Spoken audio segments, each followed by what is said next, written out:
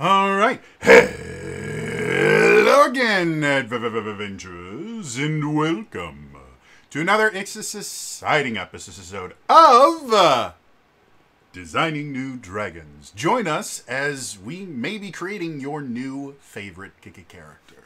Also, this is Daily December 2023, Day 29. We're almost there, folks. So, today, it's been a little bit of time since I did my Discovering New Dragons, but Daily December has got me kind of nuts. So, we're finally going to start building some characters for 13th Age. I am super excited about this because, again, 13th Age I have been fascinated with for so long, if for no other reason than it combines my favorite version of D&D, 4th edition, with a few of the kind of customizability options found in 3rd edition that I also like. As much as I think... as much as I think 3rd edition and then Pathfinder and all the stuff that came off of it was fairly overly designed, there was a lot of, good stuff built into it. And the sheer amount of options that were available in 3rd edition, especially when you got to 3.5, was always really fun for me. It's one of the reasons why I like playing video games based on 3rd edition, because you can create a lot of different nonsense style characters. So anyway, now we're going to make some 13th Age characters. I'm going to put a disclaimer at the beginning here. I am currently suffering from a migraine aura that has made my double vision like super bad. So I'm having a really hard time reading anything.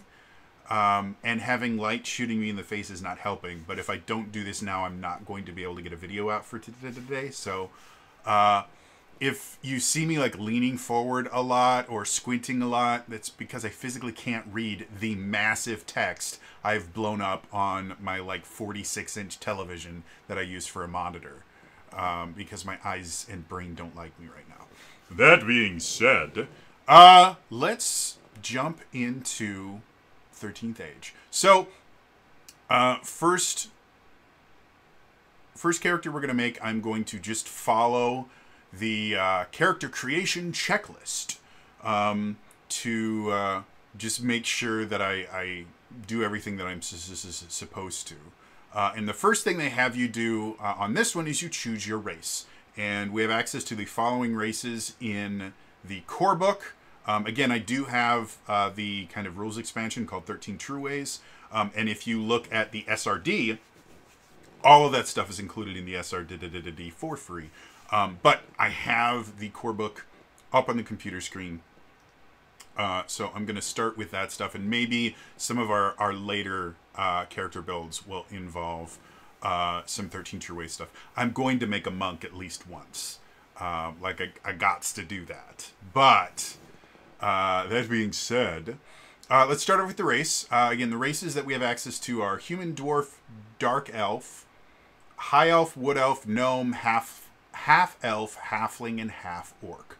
So not particularly different from what we get in 5th edition. Probably I think the only thing missing from this is going to be tieflings and dragonborn. So very familiar. I tend to be a fan of elves in general. A lot of my characters tend to be elves, and then eventually I started doing humans just because I get an extra feat. But let's look at the races. Really? There we go. Major races. Okay, so. Dwarves, half-orc, elves. Okay, so the 3 different flavor of elves. High elf gets high blood teleport, which is their racial power. Once per battle as a move action, place yourself in a nearby location you can see. That's face step. That is, again, in D&D 4th edition, I can't remember if Eladrin were part of the PHB 1 or they came in like the PHB 2. But I know they were one of the first races you could choose in 4th edition, and I love 4th edition Eladrin because they have an encounter power called Face Step, and it was just a free teleport, and that's exactly what we have here. Is once per battle is a move action. Place yourself nearby location you can see. So we're 100% going to be a high elf. So that is just high elf racial power. We're just going to name it because they. Oh, I should probably go here. So whoop! Hey, look, we've got a character sheet. Isn't that nice? So you put the high elf right there, and then you have your racial powers right here. But they this is a 1-page character sheet, which I like, is very nice. However, that means you don't get a whole lot of room, so I'm not going to be like copying text or anything in here. I'm just going to be using names, and probably maybe I'll probably just put page numbers for the core book, so that if I ever need to look up exactly what it does, I can just look it up. So this is going to be high blood teleport. I'm going to go move action, so I remember that. And then page 66.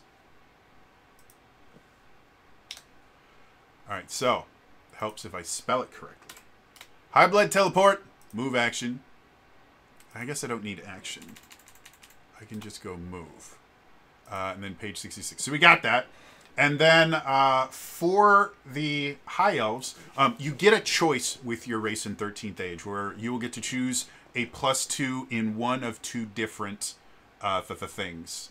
So for the High Elves, it's +2 int or +2 charisma. It helps if I put a 2 in there, though. So I get to choose if I want a +2 to my intelligence or a +2 to my charisma. We will figure that out a little bit later once we choose the class and when we're picking our ability scores, because you cannot double up your bonus from your class and your race. They have to be 2 different things, which I like. I think that's cool. So yeah, that's really all we have to do for the race. Is you just okay. That's all we got to do. And there is a feat I can take if I want to improve my high blood teleport power. There's a champion level feat where it says deal damage equal to twice your level to one enemy engaged with you before or after you teleport. So it's basically, if you guys remember when I made my sword mage and there was that thing, I think it's called the Eladrin Sword Mage Advance, where anytime I use Face Step, I also get to make a melee basic attack. It's effectively what that is. It doesn't let you make an attack, but you do get to do a little bit of the damage. So that's kind of cool. Moving on. Let's look at the classes here. So the next thing I need to do, you choose your race. Next thing is class. And again, the base classes in the core book are Barbarian, Bard, Cleric, Fighter, Paladin, Ranger, Rogue, Sorcerer, and Wizard. So if we were just looking at the bonuses that I get for racial ability scores, Sorcerer and Wizard probably would both be kind of useful, because Sorcerer would be useful for intelligence, Sorcerer would be useful for charisma, Wizard would be useful for intelligence. However, my class is going to give me a bonus as well. And that's one of the things I like about the 13th Age, is a lot of times your racial bonus is either going to be a secondary ability score for your class, or just maybe something that you can use to kind of round out your character. Unlike like base 5th edition, where a lot of people will choose their ability scores primarily on what are going to be your primary ability score that you're going to be using. So yeah, this can just be, oh, I already have the thing that I absolutely need. Now, what other things do I want to be like a really charismatic barbarian, or maybe like a really smart or a semi-smart ranger? Who knows? But let's go look at classes. So I don't think I want to play with a barbarian right now. So we're gonna skip that. Sorry, I'm just getting my bookmarks in a way that I can actually use them, because the PDF that I've got, when you open the bookmarks, all of the bookmarks are expanded, and it's impossible to look through them because it's like huge wall of text. But when you shrink them down, I can just click on Barbarian or Bard or Cleric or something and do things. So let's look at this. Fighter might be fun. We talked about in the Discovering New Dragons, fighters do a lot of, what are they called? Flexible attacks. So basically, you attack something, and then if you hit it, you have all these different options, kind of like a Battlemaster fighter that you get to play around with. Paladin could be fun. Elvish Paladins I've always really found interesting, because I actually have a character in the Adventures League named Paladin, who's actually named after a paladin that I created in World of Warcraft, who was a Draenei paladin, also named Paladin. But my character in the Adventures League is not a paladin. They're actually a blade singer, but I play them as effectively a magic paladin. Because blade singers actually have a lot in common with paladins as far as how things work. Like, they are kind of weapon-based characters that have spell casting. And the way that I played my blade singer is I went heavy duty into kind of support spells for my wizard, and then anything that would either make me harder to hit or would make me hit harder. And then everything else was just me making attacks and being in melee. I remember one combat, I 1v1, we were in basically kind of like a boss battle with a bunch of minions. And so what happened is I just went up to the front of it, or no, it was just a large combat. And so I go up to the front and I engage two of the most powerful people. And when I get up there, I activate my Blade Song, and then I cast Blur on myself. So Blade Song increases my AC by my intelligence modifier. So I think I had something like, I think I had like an 18 or 19 AC at like level 3, I want to say. And then Blur makes enemies have disadvantage on attack rolls against you. And so I just went up there and I fought these guys that I couldn't hit to save my life because I roll really poorly. But they never hit me. So I literally, as the rest of my party is trying to take out the like dozen other guys, I've got the two strongest people just making attack after attack against me, and I'm just going whoop, whoop, whoop. So that was really fun. And it kind of cemented how much I love Blade Singers in general. So I think making a paladin could be fun. And I haven't really looked into kind of the mechanics of how paladins work in this. So I'm interested to see what we did to do. They can wear all the way up to heavy armor. Let's see. So starts with a melee weapon and perhaps two, a ranged weapon if they want it. Armor, a shield, and a standard non-magical gear that is suggested by the specific character's backgrounds. We'll deal with those in the...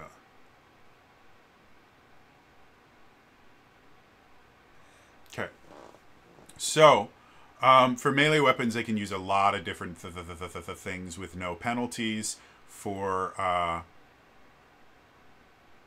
ranged weapons, again, it doesn't seem like they have any real penalties. But let's look at what they actually do.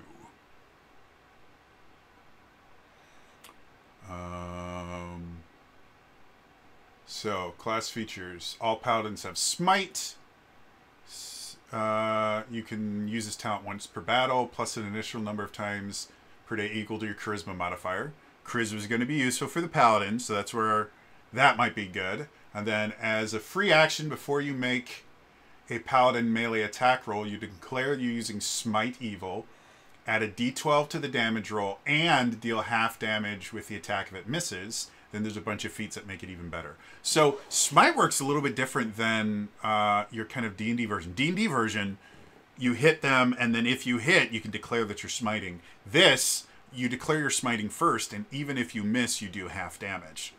Both of them are interesting and cool. So I like that. I think I've been sold on the Paladin. So we're gonna go Paladin.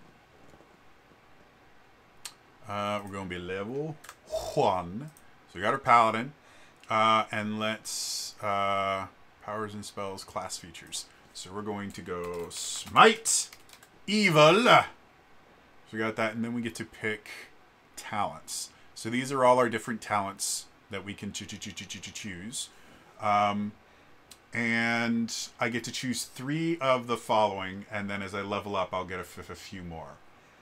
So, Bastion just gives me more extra AC.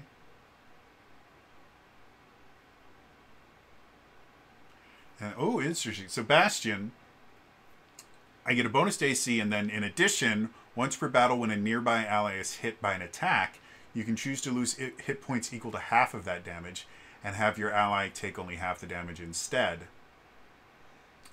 So that's interesting. So that basically gives you the ability to kind of tank, which is a very classic Paladin thing.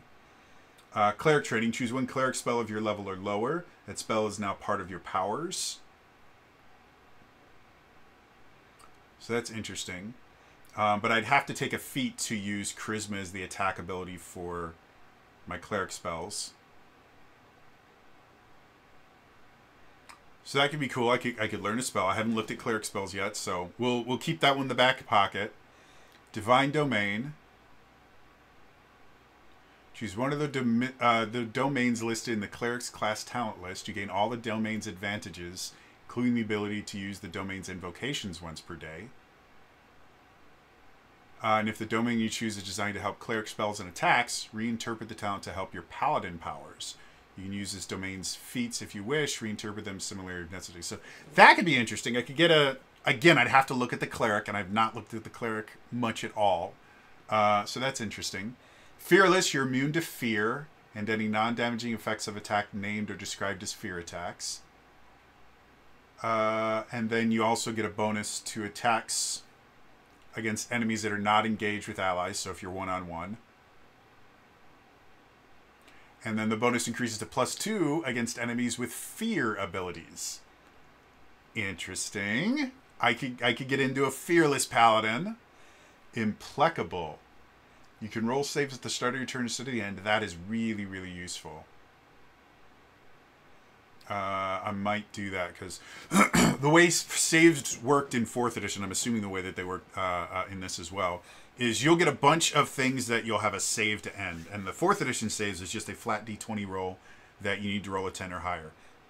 But the save, you don't get to roll your saves until the end of your turn. So the bare minimum, anytime you're inflicted with something, you're going to have at least one turn where it hits. And some of the things you can save against is ongoing damage. And so that can get real bad real quick. Implacable effectively means that I get to roll at the beginning of my turn, meaning like, let's say somebody paralyzed me. By rolling at the beginning of my turn, that means that I make my save, I'm not paralyzed. I don't lose anything. It was basically a waste of their move. So that can be really, really useful. I might have to play with that. Lay on hands. Twice per day is a quick action. You can heal yourself or an ally next to you with a touch. Spend the recovery while the recipient heals as if they had spent the recovery. Totally taking lay on hands. So, lay on hands. And since I have here, I just put those three. This is a trick that I used to do.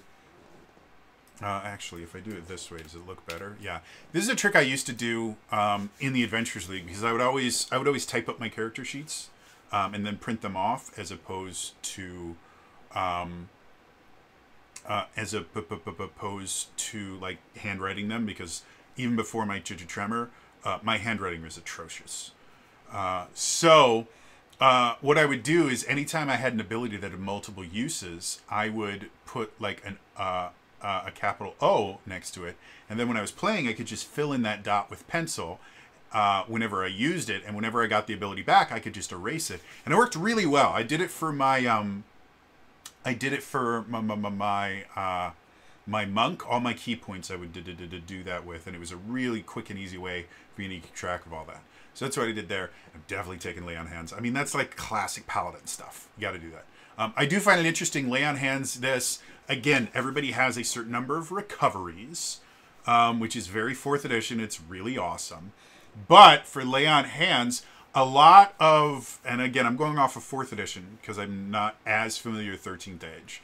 But a lot of leader abilities in 4th edition, when you would heal someone, they would spend one of their recoveries. And Lay on Hands, no matter who is getting the hit points, you are using one of your recoveries.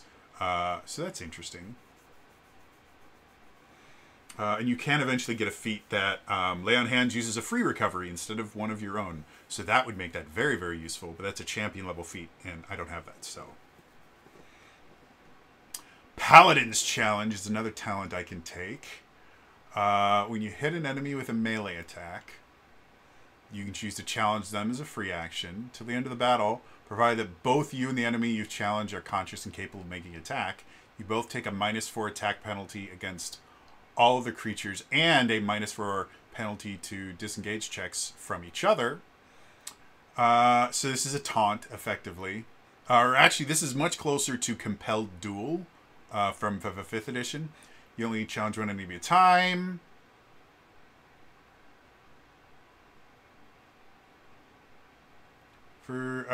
The challenge ends if either you or the creature you are challenging fall unconscious or drop to 0.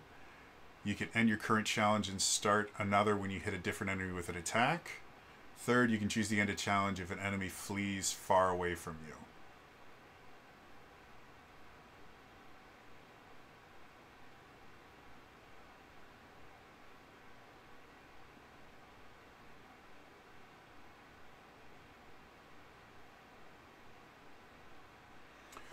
So that's interesting. I might play that. Next talent, Path of Universal Righteous Endeavor. Especially, you can't take this talent if you take the Way of Evil Bastards talent. Okay, I'm liking this. Your nearby allies get a +1 to bonus to all saves. So that's a very classic Paladin thing. Way of Evil Bastards. So this is the other one. When one of your Smite Evil attacks drops a non-mook enemy to 0 hit points, that use of Smite Evil is not expended. Yes, we're aware of the irony of the name. Feel free to call it Smite Good or Smite Enemy as you like. I kind of like that.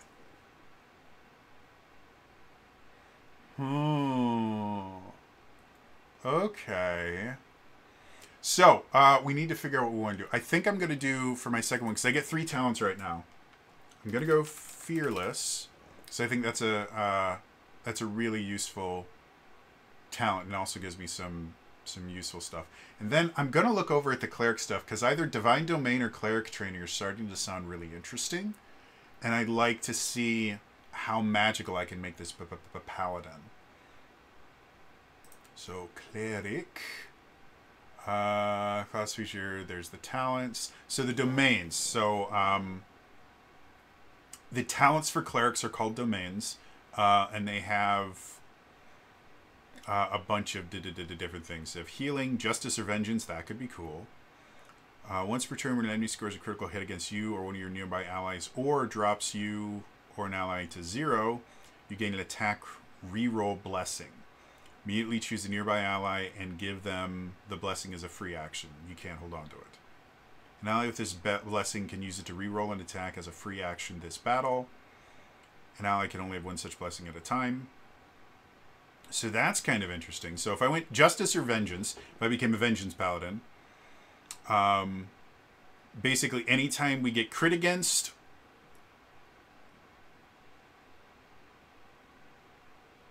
or somebody drops to 0, I can give someone a free reroll for the battle, which is cool.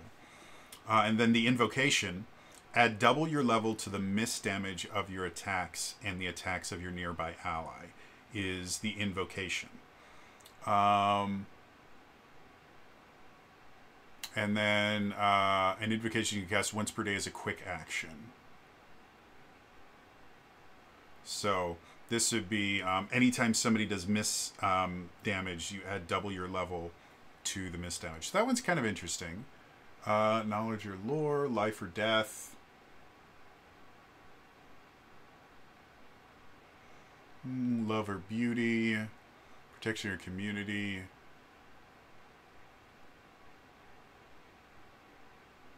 Domain strength. You can wield heavy martial weapons without attack penalty. It doesn't help me at all.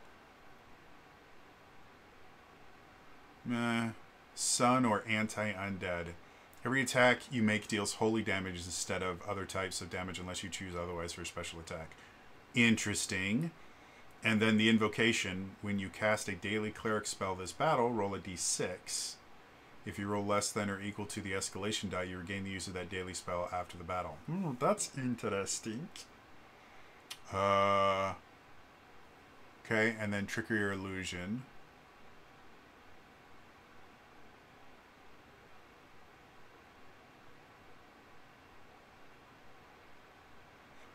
Oh, that's kind of interesting. Once per battle is a quick action. When you're engaged with an enemy, roll a d20 that we'll refer to as your trick die. As a free action before the start of your next turn, give your trick die to a nearby ally or enemy who's about to make an attack roll. The trick die becomes the result, the natural result of their roll instead. So basically, you can just roll a die, and then before the start of your next turn, you give that die to either an ally or an enemy, and that's their roll.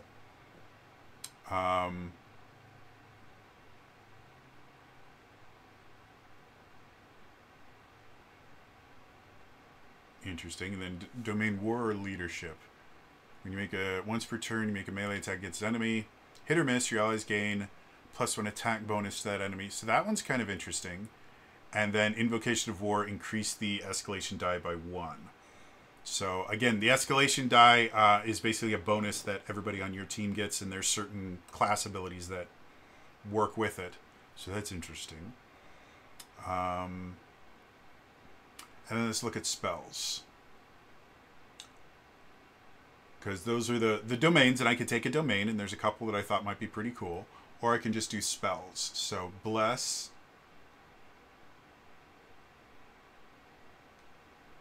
And they have Casper, class talent, ritual magic.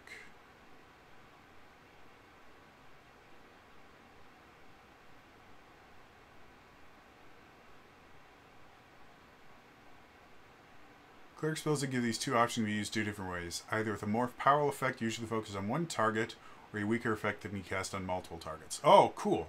Okay. So, cast for power.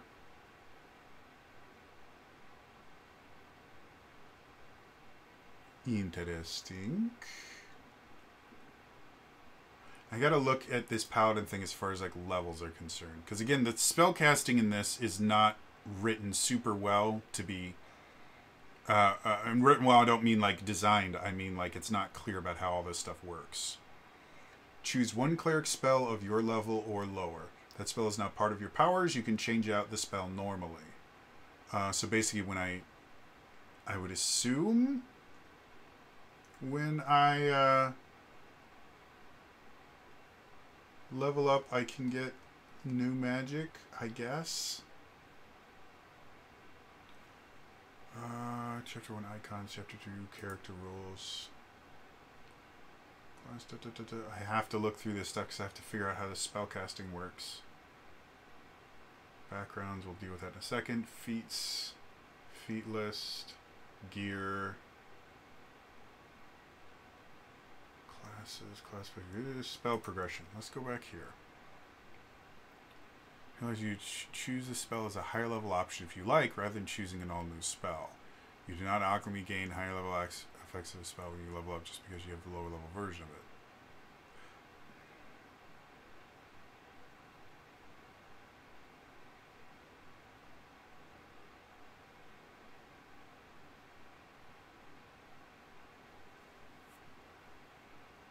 Okay, like damage effects.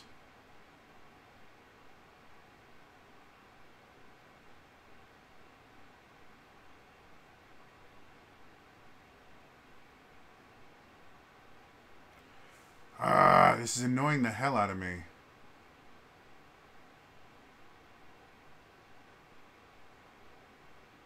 You can change the spells you cast after each full heal up.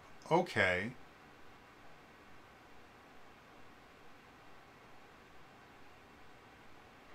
Interesting. So, the way that spells work is every time you take a long rest, you can basically just replace your entire spell list. Which is hidden on the page opposite the Barbarian class, which is really, really weird. And it's under, like, you have spell progression. Like, this is how it's listed in there.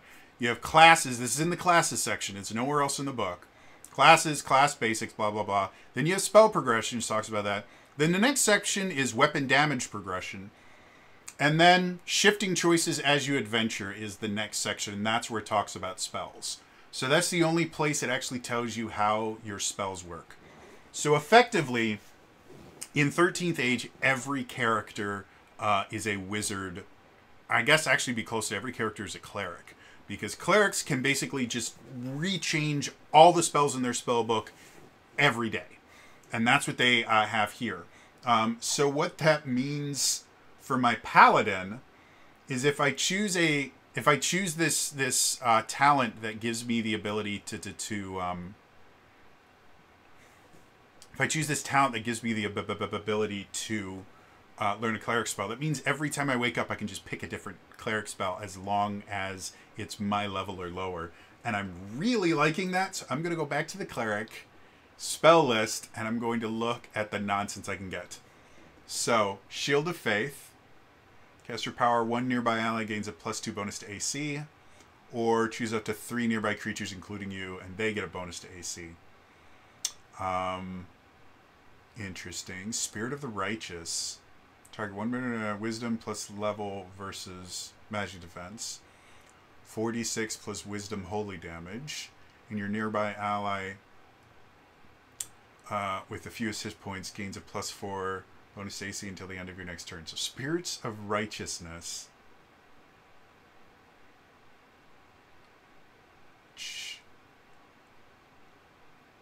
Yeah. Spirits of Righteousness is just, it's a once per battle, which I'm perfectly fine with.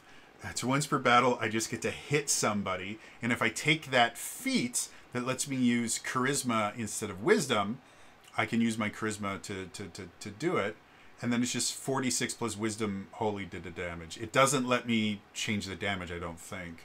Let's look at that talent again. You can use charisma for the as the attack ability for cleric spells. Okay.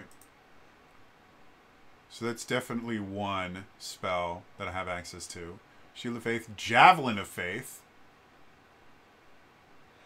And this is an at will. Ooh, this could be fun.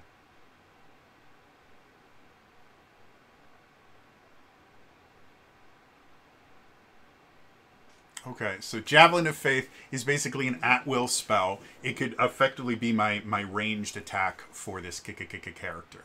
It does a d6 plus wisdom holy damage.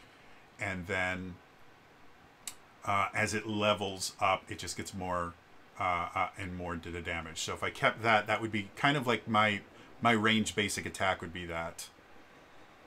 Which, okay, I'm into. It's interesting. We have Cure Wounds, which is just your kind of common thing. It's a daily spell. And Hammer of Faith. Till the end of the battle, your basic melee attacks use D12 as their base weapon damage dice.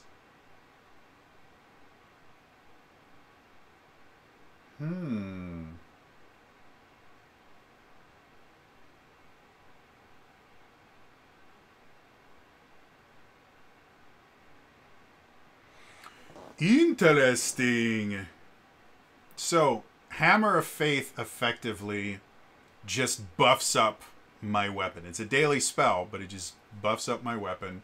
And then as it goes to higher levels, it just does more and more awesome stuff. But it does take my action to cast it. But once it gets to 3rd level, I can just do it as a quick action, which I think is kind of interesting.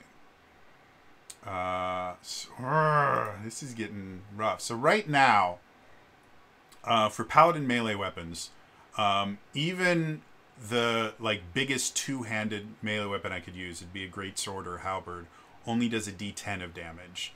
That would turn it into a D12. And again, the way that weapon damage works in 13th Age is you roll the damage dice a number of times equal to your level. So if you're level 3 Paladin and you're using a greatsword, that's 3d10 damage every time you hit. So that gets really crazy. And if I'm using, if I'm dual wielding, which I believe is something that anyone can do, I'm going to look before I say the wrong thing. Icon relationships, combat stats, character rules, races, classes, combat.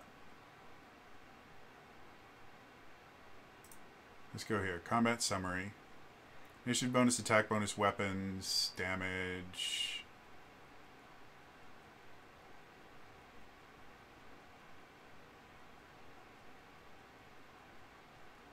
Dice rolling. Other damage types, defensive hit point speed, stacking rolls.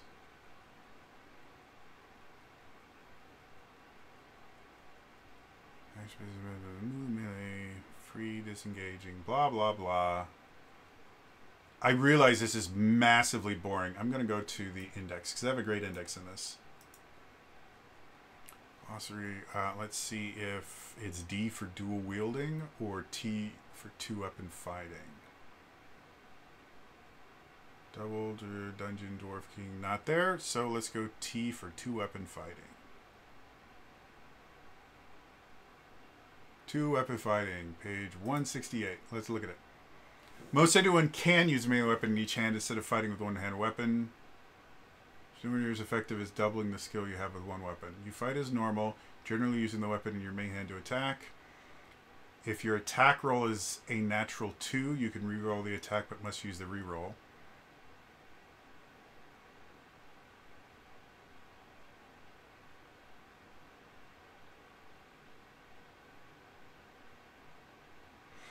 Okay, so 2-weapon fighting is basically just you get if you roll a natural 2, you can re-roll it. That's the only benefit you get for the base 2-weapon fighting. There's some classes that get extra stuff for 2-weapon fighting, but it's built into the class itself.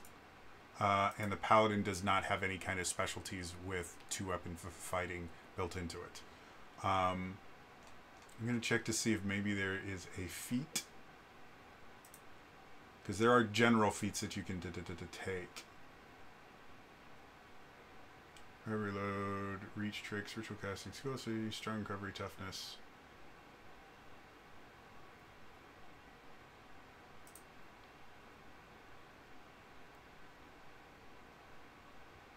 Linguist, precise shot.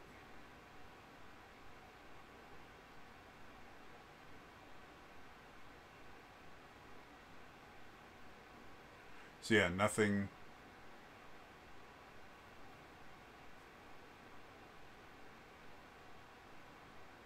There.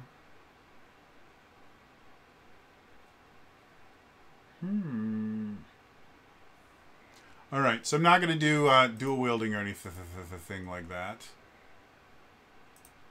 Let's go. So I think bare minimum we are going to take this spell one because it's massively good. So we're going to go cleric training. Spell is now part of your powers.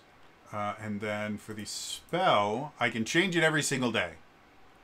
But for right now, I kind of like having Javelin of Faith just so that I can have a ranged attack. Or no, I'm going to go Hammer of Faith for right now. So Hammer of Faith. That's page 98 so I can remember it.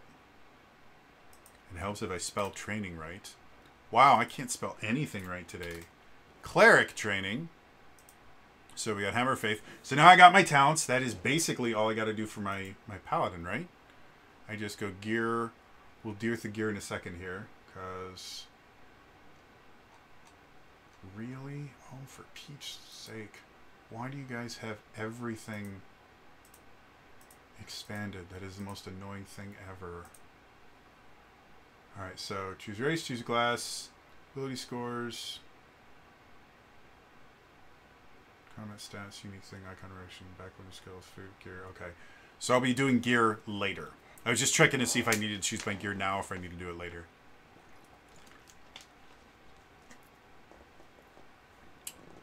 Alright, so that's the end of choosing a class. Moving on. I swear this is a lot faster when you're not doing it live. Generate ability scores. So, normally when I do this stuff, I use whatever their standard array is. They do not have a standard array listed here as far as I can see. Oh wait, so see page 309 in the appendix for sample point by arrays. Alright, so they do, oh man, they have a lot of stat arrays.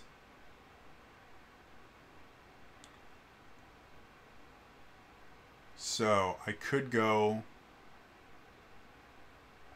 18, 14, 12, 10, 8, 8, or 18, 14, 10, 10, 8. Well, there's the other thing I need to look at. What is my ability scores? Paladins gain +2 bonus to strength or charisma.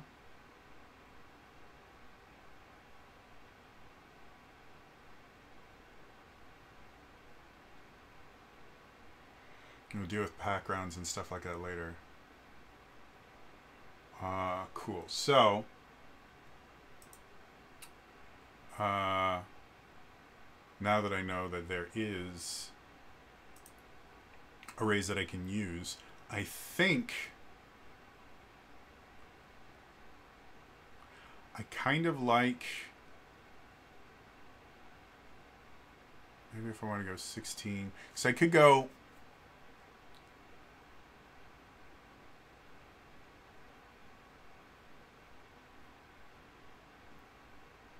so I could go 16, 14, 14, 12, 10, 8. Because that'll give me one low, and then 2 that are going to be relatively high, which I'm good with.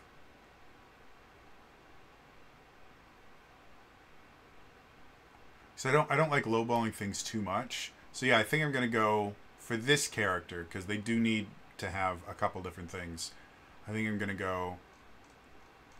So, we're going to start off with 16 is going to be my strength, 14 charisma, 14 constitution. I'm going to put wisdom at 12. And I think I'm going to... Do I lowball Dex? I think I'm going to keep Dex where it is, and Intelligence I'm going to lowball. This is not an incredibly intelligent person, but he's got some street smarts to him. I'm good with that. Now, I get to choose a +2 for either Strength and Charisma, or a +2 for our Strength or Charisma, and then also I get to choose a +2 for either Intelligence or Charisma. So I'm definitely going to do Strength because that's my attack rolls. So that'll be for my class. And then for my race, I'm going to go 16 there, and that means +4, +2, cerro, -1, +1, +3, and then modifier plus level, that turns it to 5, 3, 1, 0, 2, and 4. Cool. So we got all that. Easy enough. So we've done race, ability scores, combat stats.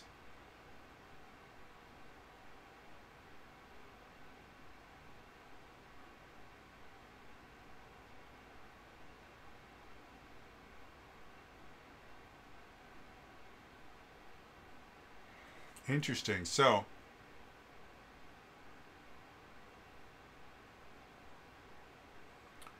first level hit points. Find the base value for your class in the base stats for classes, and then add con modifier to get your hit point.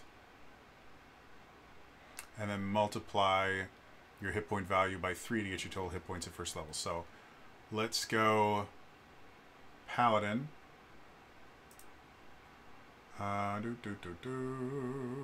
Gear, basic attacks, weapons, armor, total hit points.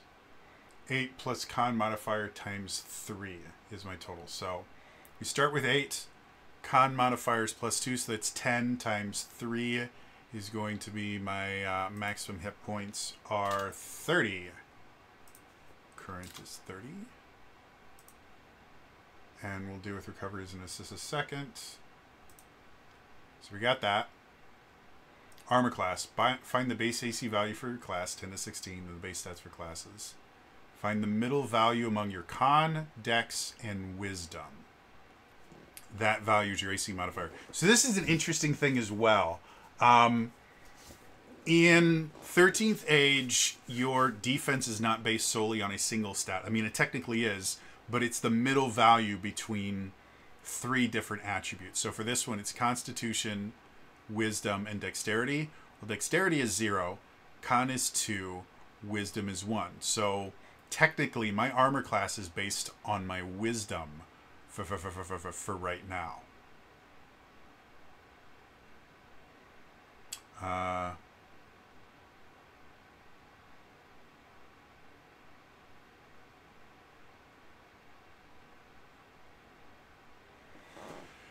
Interesting. I mean, if I increase my wisdom, because it would be tied with my con, we would just use +2. This is cool. All right, so we know our AC is +1. We haven't chosen my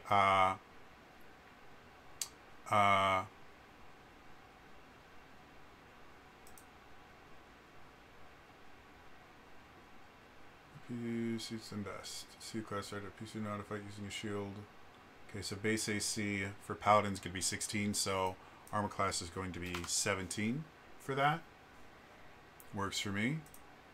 We got that. Add the AC modifier to your base AC value, and then add a +1 at first level. So I get a +1 just because I'm first level, so that brings it up to 18. Not too bad. 18 AC at level 1. Then I need physical defense. And then for physical defense, middle value between strength, con, and dex.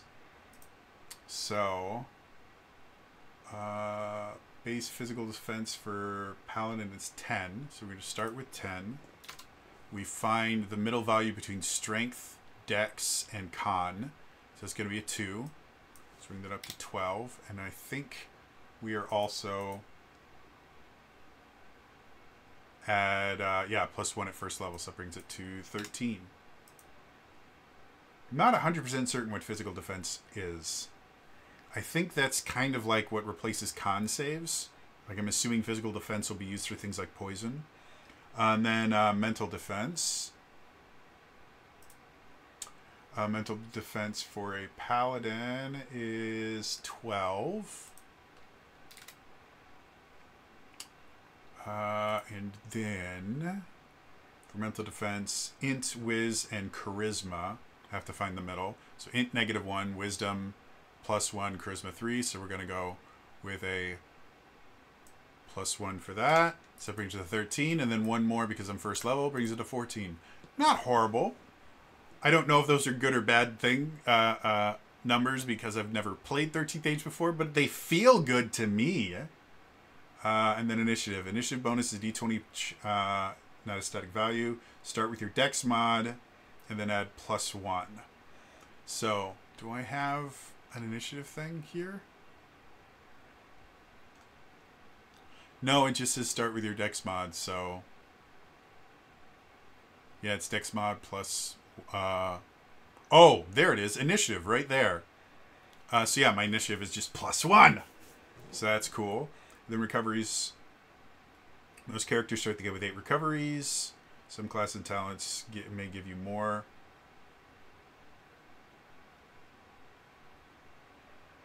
So I start with 8, I believe. I'm going to go to Paladin real quick just to make sure. Ability score, races, backgrounds, we're fine. Icons, gear, weapons.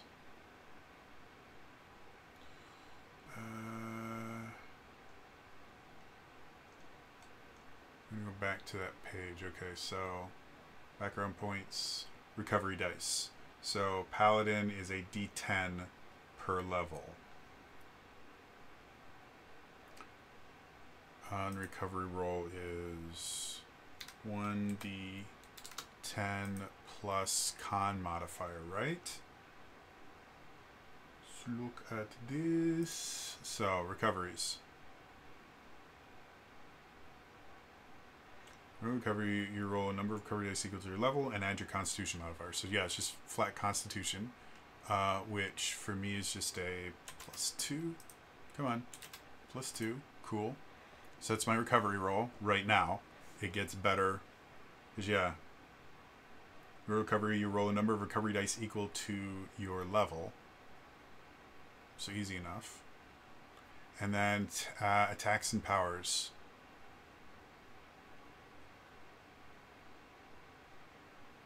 So now we will do basic and melee attacks once I choose my equipment. So... my one unique thing. So we need to figure out something unique about this character.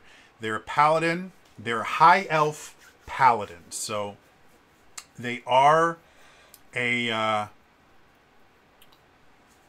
let's see. They're a melee fighter dedicated to a deity in general. I mean, that's what paladins do. Let's go look at the paladin themselves. So, overview, playstyle.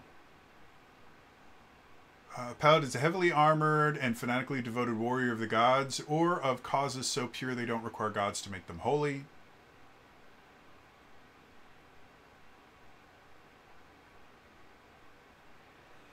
And ability scores...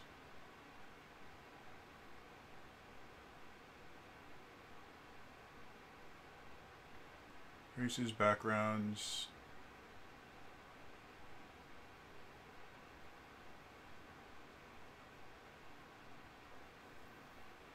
We'll do with the icons later. So, yeah, paladins are just your kind of standard paladin. They serve a deity.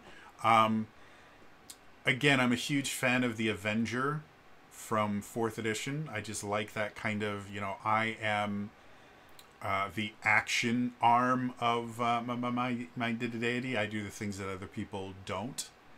I think that makes for an interesting character. So I think my one unique thing was chosen by my deity to exact, let's go here, their will for them when others fail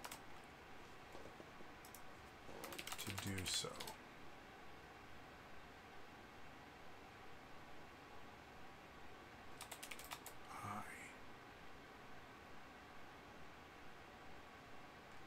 I make the choices others won't in service to my deity. Cool. So my one unique thing. I was chosen by my deity to exact their will for them. I think I'm going to get rid of this. Really? Okay, so let's get rid of that. This is multiple things. I can't just highlight it all. Let's go to make.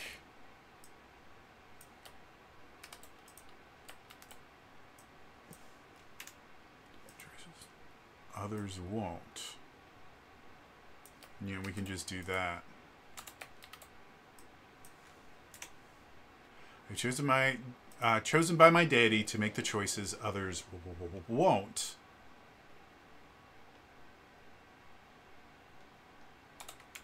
But due to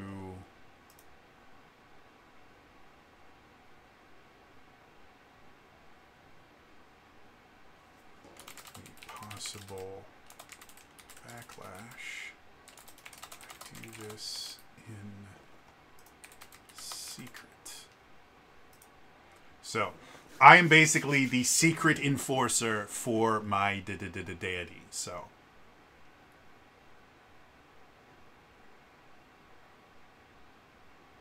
kind of like that. I'm a secret paladin, which is I enjoy.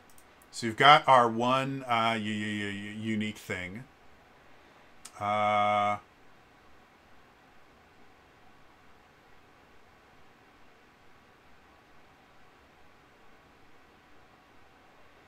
That unique thing examples.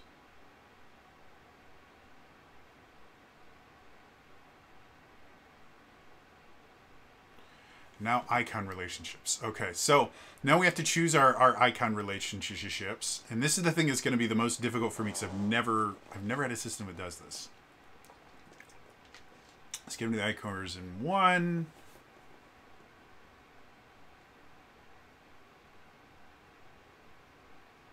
First level, each character gets 3 relationship points.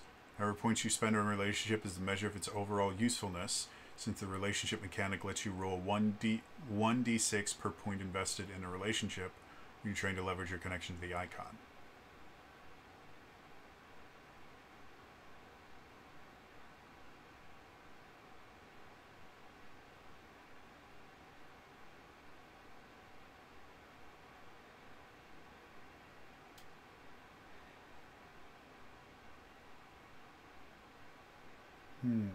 So I need to choose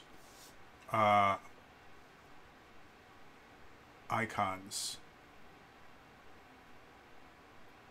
Yeah, white hat hero. Authorities that would help you. Civilians often trust you.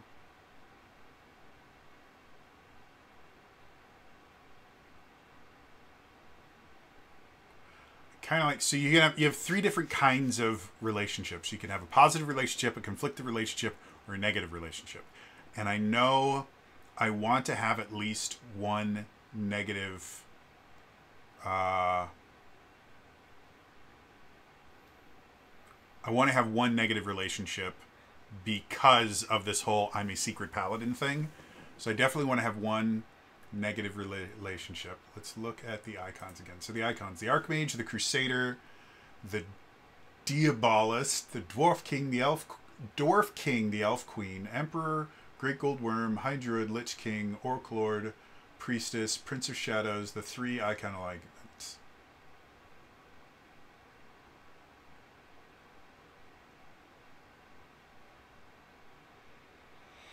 So let's look at the Crusader. What does the Crusader do? The Crusader is the armored fist of the dark gods. So as long as the followers of the gods of light stay the hell out of his way, the Crusader turns his wrath against demons that would destroy the world that his gods want to rule. So the Crusader is basically what I am, but for the bad guys. And he's a lot more powerful than I am. So I'm definitely going to have an iconic relationship with the Crusader. And I think...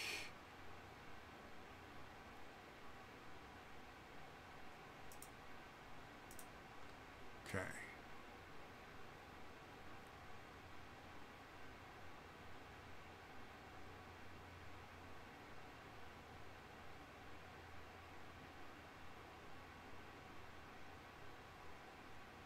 Crusader, we're going to have -1. I don't know how I'm supposed to do this. So let me look. This is an ambiguous one.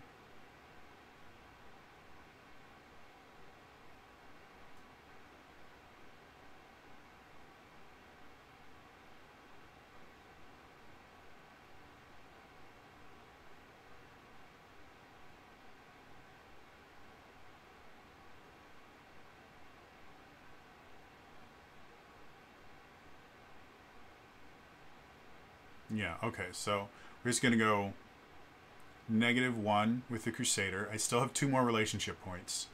I would like a conflicted relationship.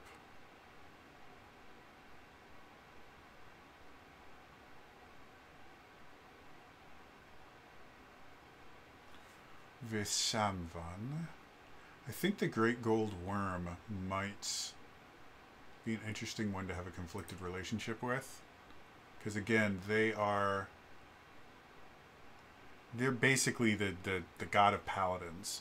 So I think I'm going to go Great Gold Worm, conflicted 1.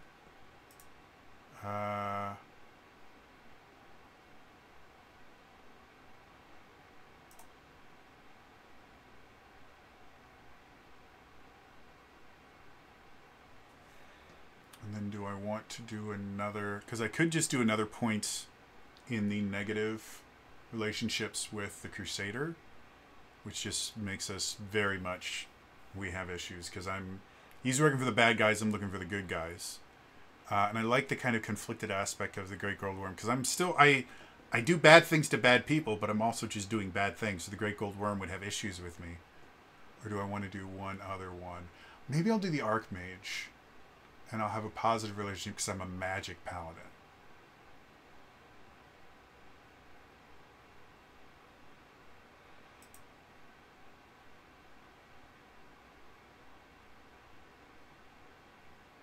Nah, not a fan of that. The Elf Queen might be interesting.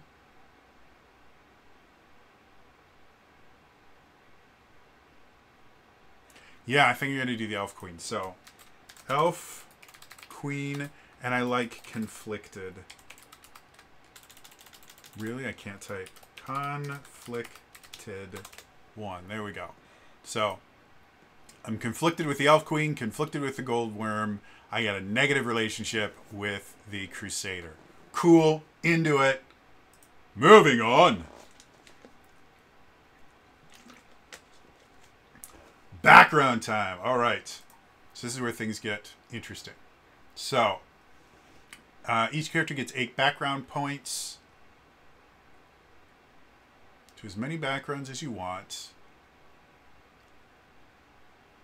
And they have some short list of possible backgrounds. And there's also, on the Paladin write-up, there's also a list of possible backgrounds. You can make up your own backgrounds. They highly encourage you to do that. However, because, again, I'm brand new to this system and I don't actually have a world that I'm playing this in, I'm just making a character out of ethos.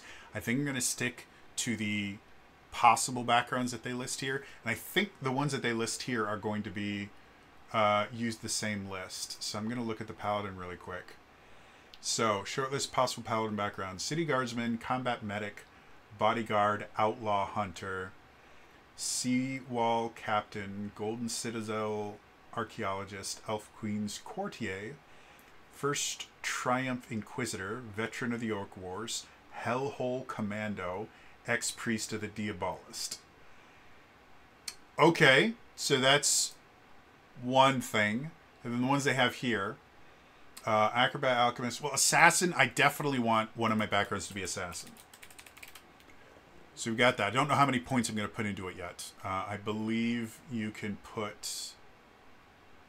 Oh yeah, maximum 5 points to a single background. So, and I've got a total of 8 points that I can do. So Assassin's going to be one of them. Dinosaur Hunter? That's interesting.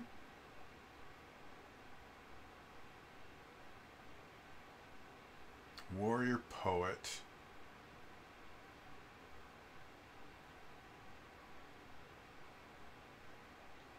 I kind of like Warrior Poet. I'm totally taking warrior poet. Because I kind of see this guy as slightly delusional. Because again, he has this like ego because he was chosen specifically by a deity to basically be the one that's like, you're going to do the things that other people can't, and you're not allowed to tell anybody. And so I kind of give him this, I kind of see him as this guy that's got that little bit of a chip on his shoulder, where it's like, listen, I don't have to explain myself to you. I work for a higher calling. You can help me do what it is that I want, or you can get the hell out of my way. And you can get the hell out of my way either voluntarily or involuntarily, but you will be getting out of my way. Kind of like that. And so the idea of a warrior poet where he goes so far into that kind of thing is like, I am so special, I've been chosen by a deity, that he romanticizes everything that he does. So I really like that idea of this guy that, you know, as he's going through all this stuff, like he keeps a journal. Oh, that's what it is. He keeps a journal, but it's not like a Dear Diary, today I murdered the infidels. No, his journal is him writing as if he was like a bard or something, recording his tale. So he writes these kind of grand adventures in this journal in the third person. And he plans that once he dies, he will no longer be kind of sworn to secrecy anymore, and then the journal can go out and tell about all the amazing stuff he did for his god. I love this. I think this is amazing. Totally into it. Do I want another background or not? I think I'm going to go back to the Paladin backgrounds and just look at some... Actually, I think I'm kind of into just having two backgrounds. Like again, so the way that skills checks works, they're always going to use a modifier from something, but then you can also go, well, part of my background in assassinating would make sense for that, and so you can add a bonus to the check based on how many points you've put into that background. So the more backgrounds you have, the more varied backgrounds that you have, the more different ways you're going to be able to use these in skill checks. Assassin is a relatively broad term. Warrior poet is going to be a lot of kind of charisma-based stuff. So I'm not sure if I want to have one more thing for skill checks.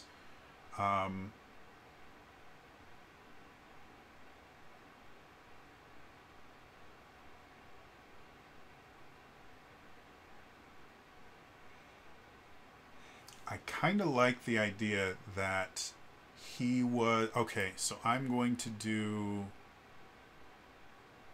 I think I'm just going to call him a day laborer. So the reason why... This is kind of the character I've created in my brain. He's a really strong guy. You know, he has a strength of 18. Really strong guy. And so the way that he made his living before becoming an adventurer, he was a day laborer. And by day laborer, I mean he literally, he didn't have a set job. He would go anywhere where there was work that required someone that was strong. So he might have been a bricklayer one day, a miner the next. Basically anywhere what was offering work where just being strong was going to be useful. Construction, whatever. He would do that. Then while he's doing that, one day, he, a bad guy shows up, and he goes and, or even better, so hostage situation happens. And everyone's trying to figure out what to do, and nobody wants to attack them because the oh, that's what it is. So, situation comes up where there are morally ambiguous people that have basically taken these day laborers hostage, and nobody in the group wants to kind of fight against them because it's like, well, you know, maybe, you know, they're doing something bad, but they're doing it for a good cause, you know, and so he just decides, no, we're done with this, and so he does the thing that no one else will. He gets seen by these these people that had come in and taken hostages had pissed off the wrong person. And that person, instead of going through whatever the local law enforcement was, just hired a personal assassin to take care of this. The assassin took a fair amount of time getting there, and saw my character basically just kind of sneak around and take them out like John McClane style, one by one, was impressed with me, started training me as an assassin, and while I was doing that on one of my jobs, I get contacted by this deity. And that's when I get my my divine calling. So I think I'm gonna go Day Laborer 2, Assassin 4. So I got a lot of assassin training. Warrior Poet 2. Or maybe I think I'll go down to 3 and 3. Okay, so those are my backgrounds. I'm an assassin, warrior, poet, day laborer. And that'll give me a lot of different things that I could do with that. And I'm kind of digging this character. You know, he'd wander around doing work. He saw a situation where people weren't doing what was necessary. So he's like, fine, I'll do it. And he goes over and like myrtleizes these people for the greater good. You know, he's like, no, I'm helping people out, but it's the things that he does in that situation make people go, you need to talk to someone badly. And then comes an assassin and then gets his divine calling, and now he's an assassin for God. I'm loving this character. This is a cool character. All right, what do we do next? Character creation. So we did that. Unique thing. Icon relations. Backgrounds and skill checks. We've got that. Feats. Characters choose a feat at first level, and at every subsequent level, feats are 3 things. Adventure champion. Okay. So general feats. So I can't. So the way feats work is you have these general feats that you can take, or you can improve one of the abilities that you already have by taking a feat in that ability, like the talents I have for my Paladin, or again, I can't do that until I'm a champion, which is level 5. But I could improve my High Blood Teleport as one of my feats. Yeah. Oh, they have powers and spells. I guess I could put Hammer of Faith up there. Copper. Powers and spells. Hammer of Faith, page 98. There we go. So let's see. The general feats, we could get background points. I could get an improved initiative, linguist.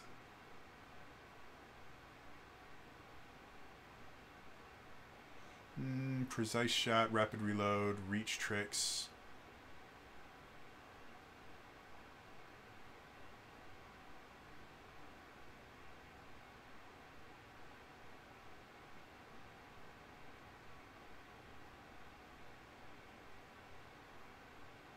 So this is kind of interesting. So reach tricks. We don't want to bother with ticky-tacky rules for reach and reach weapons as ASICs in other games. But if you are the player who loves using halberds and long spears to get unexpected advantages in combat, and your character already knows how to use those weapons, take this feat. Once per battle, tell the GM how you're using your weapon's reach to perform an unexpected stunt. To use the stunt, you must roll a 6+ on a d20.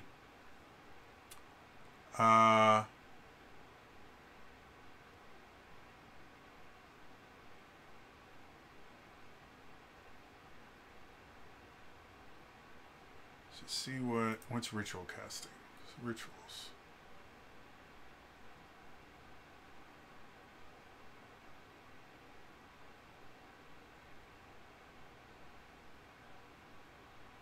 Choose a spell that'll be used and expended by the ritual.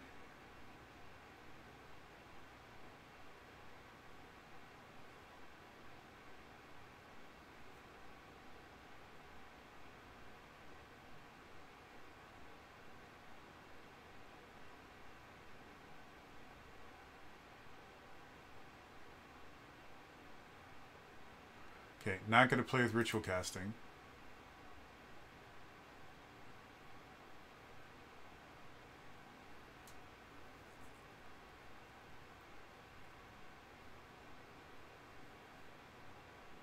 Okay, so general feats, not doing it for me. Let's go to the Paladin and see the feats that I can take there.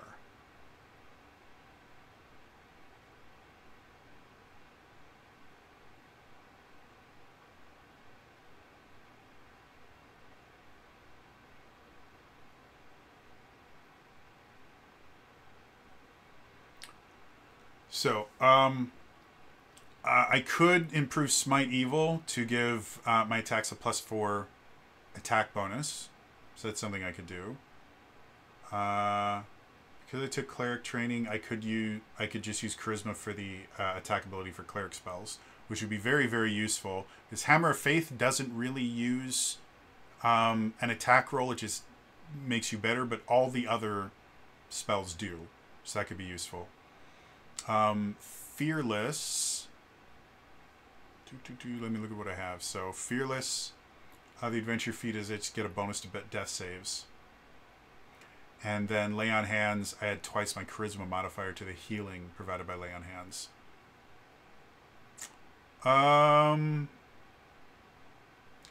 I think because, again, I have access to basically every cleric spell. I think I like the idea that I'm going to go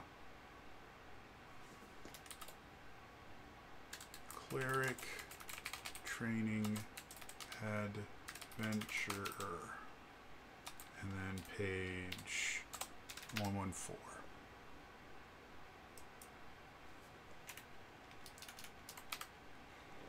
So that's my adventurer feat.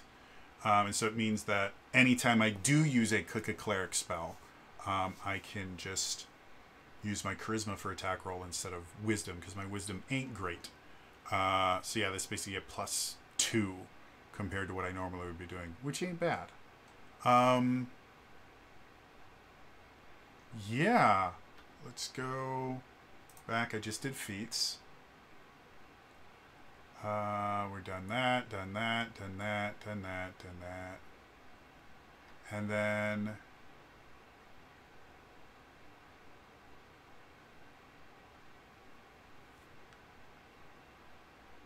choosing gear is what I'm doing now.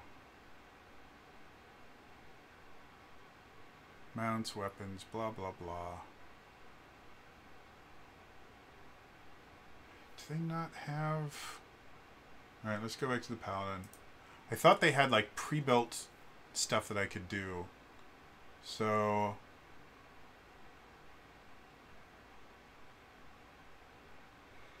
At first level, Paladins start with a melee weapon, or perhaps two. A ranged weapon if they wanted, armor, a shield, and standard non-magical gear that is suggested by the specific character's backgrounds. So, I can choose a melee weapon or two. So, general goods, weapons. So, battle gauntlets. I could be a punchy paladin. What would battle gauntlets...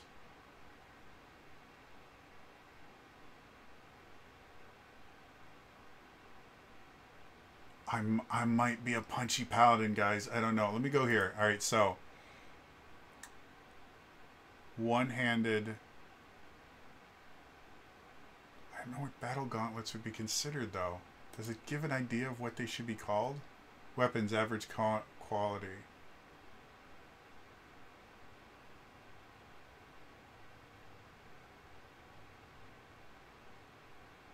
So, battle gauntlets, the price of them is 4 gold. A battle axe, which I would consider like a one-handed medium weapon.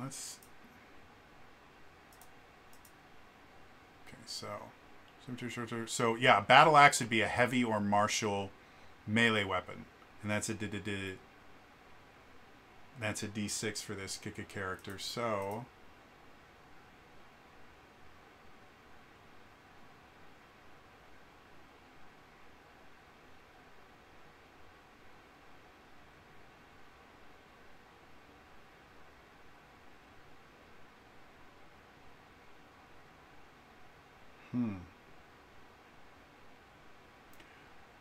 I'm going to be a Punchy Paladin.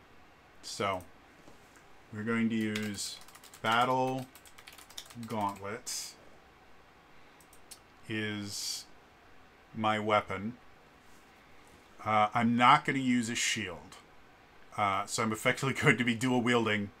And we're just going to leave it at that. But I just like the idea that I am this heavily armored dude that just goes up and punches people with my bladed gauntlets. So I'm into that. We're going to call those... I mean, they cost almost as much as a battle axe. And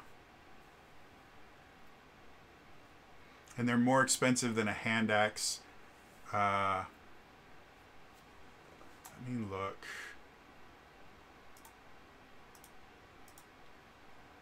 Scimitar or short sword would be light or simple. I guess I could call these light or simple. I wouldn't call them heavy or martial, so... Yeah, we'll call them Battle Gauntlets 1d6. Again, because it's all just categories, I guess it really doesn't matter which one is which.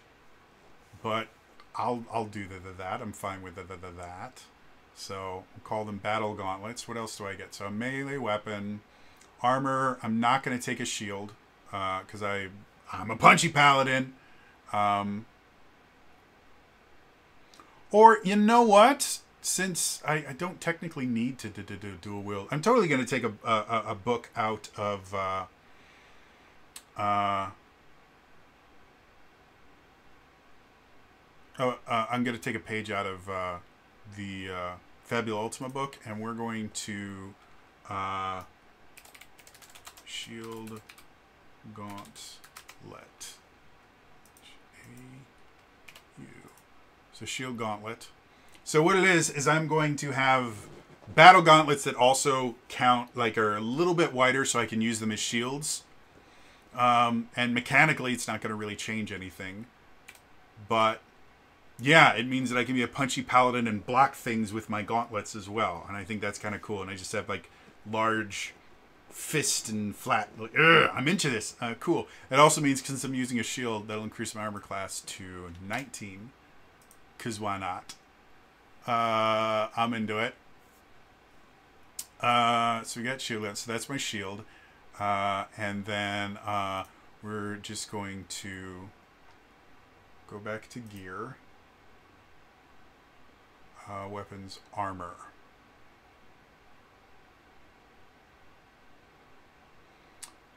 We are going to call it...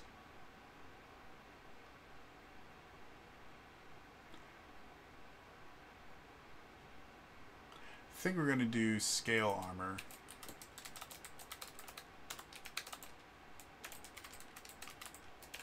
Because again, the thing with this is it doesn't really matter. Like, full plate does not actually increase your armor class compared to scale armor or anything like that. And like studded leather and leather don't change anything. Your armor class is based on your armor table, which here... no armor would have a base AC of 10, light is 12, heavy is 16. So scale armor is heavy armor, and it's just going to be 16. So whether I do plate mail, scale armor, whatever, I'm choosing scale because it gives a little bit more movement because it's not rigid pieces. So it gives slightly more movement than you would have using plate mail, which is much more rigid. So that's why I chose this is scale armor for that. What else do I need? And standard non-magical gear suggested by their character backgrounds. So I'm also going to put in here my journal for my warrior poet. And then assassin gear.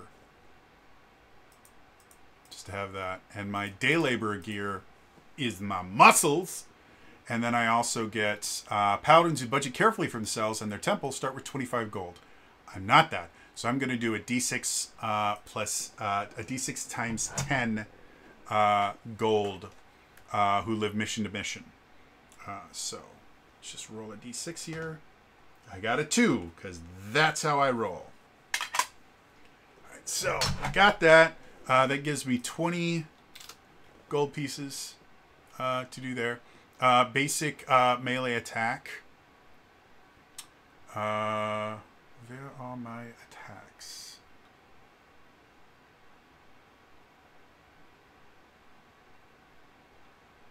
You see if expand armor, recovery, background, and talents, feats.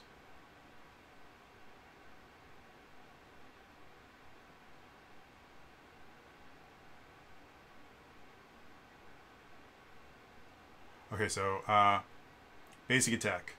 Melee attack is strength plus level versus AC. So attack is going to be strength plus level, so it's going to be plus 5. On a hit, weapon plus strength, so 1d6 plus 4. On a miss, damage equal to my level 1. I don't have a basic ranged weapon currently. And I'm actually okay with that. So I'm just going to have nothing for my basic range attack. I'm a melee character. That's what I do. So yeah, and I think that's everything there. I don't think there's anything else. Ability bonus, talents, feats. I just checking to make sure I'm not missing anything else about this.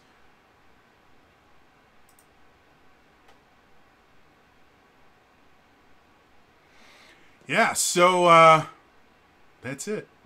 Moving on to final thoughts. And we all know that Designing New Dragons always starts final thoughts with, let's come up with a name. So again, this is a paladin.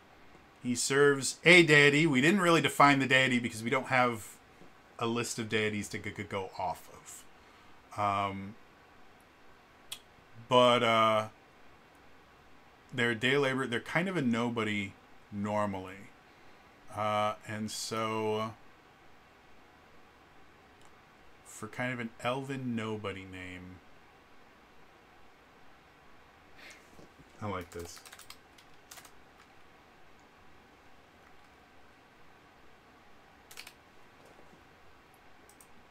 So, for anyone that doesn't know, at Gary Gygax's original table where he created Greyhawk and everything, is one of his kids wanted to play an elf, which back then elf was a class, but he couldn't come up with a name for the character, and so they just called him Melf, which stood for male elf.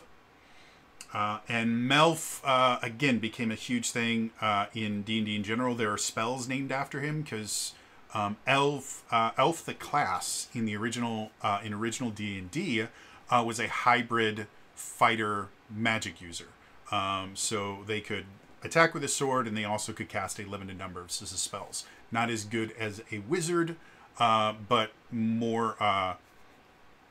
had some magical ability that a fighting, I think it was fighting man back then, wouldn't have. So I kind of like the idea that this nobody person is just named Melfin. Yes, my name. Well, let's go Melfin. There we go, because Melfan sounds a little bit more. And it says, "Hi, my name is Melfin, and I'm here to clean things and lift big heavy things. I've got big muscles. And my name is Melfin, and also I've been chosen by God to kill you. So I hope you don't mind." Smite. Love it. Think it's cool. Think it's interesting. Yeah. So overall, I like this character. It's building a character in 13th Age is a little bit rough because you have to flip between a bunch of different sections to be able to understand how all this stuff works. And that's unfortunately, that's just how a lot of these systems work, because they're copying Dungeons and Dragons. And Dungeons and Dragons has been around long enough that a lot of people are going to immediately dive into a book and just look for character creation rules and stuff like that and ignore everything else. But if you've never played the system before, building your first character is a pain in the ass. Now that I understand the system significantly better, I can probably build a character. The next one of these will be significantly quicker. But I like the fact that I can use battle gauntlets as my equipment, and really the only kind of conversation I'm going to have with my DM is, well, what are we going to consider battle gauntlets? Are we going to consider them light weapons because they are shields as well? Do they count as light weapons? Do they count as martial weapons? What are we going to do? We could technically call them two-handed. That's what we could do. Yeah, they could be two-handed light weapons that I could just ditch the shield completely. No, I'm going to leave it this way, and we'll just call it D6 and have the shield. But overall, yeah, like I'm digging this character. I think they're really interesting. I have lots of interesting stuff I can do with the fact that I get cleric training, so I basically get to cast a bunch of cleric spells. I can smite once per combat, which I'm into. I can teleport once per combat, which I'm real into. I'm very into the ability to just teleport places. And then, yeah, my icon relationships, I thought that was interesting. The backgrounds is what really gets me. Like, this was massively fun. Creating that. And the one unique thing I think really makes this a fun system to make. But otherwise, that is going to be all for me today. As always, remember to like the video, subscribe to the channel, hit the bell icon, turn notifications on. All those things are super important in the comments down below. What is your favorite kind of character from a system different than the one that you are currently playing? Whether it is a character that you personally have played or a character that you saw someone else play. Just let me know in the comments down below. Or a class that existed in like a previous version of D&D that doesn't exist now, or a previous version of Pathfinder, or whatever system that you play. I'm still mad at you, Pathfinder, because you created a card mage and it's really underpowered, and I want to be Magic Gambit. But yeah, let me know in the comments down below. Otherwise, again, this is all for me today. I will see you guys in the next time. All right? Bye-bye.